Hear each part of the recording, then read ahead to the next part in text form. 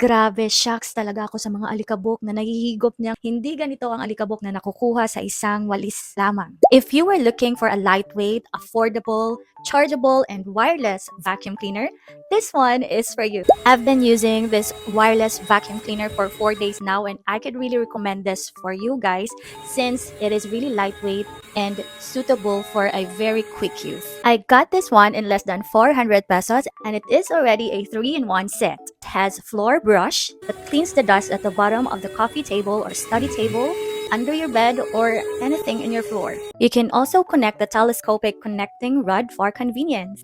Another usage is also this hair brush that is suitable for each various set cushions, carpet parts of foot cushions, and this is also what I use in cleaning our walls and cleaning the bed sheets. Grabe, gamit na gamit talaga ito kasi nakukuha niya talaga yung mga alikabok sa dingding namin, sa kisame namin. Grabe, na nyo po, grabing alikabok nung nagamit ko na tong wireless vacuum cleaner.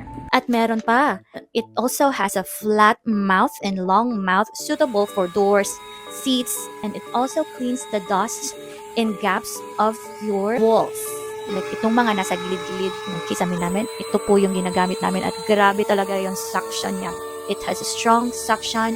Pwede niyo po siyang ma-charge sa power banks or pwede niyo po siyang ma-charge directly sa inyong outlet. Gamit na gamit talaga siya, especially if brownouts at gusto niyo po maglinis. So, wireless lang po, pwede niyo siyang i-charge sa power banks niyo.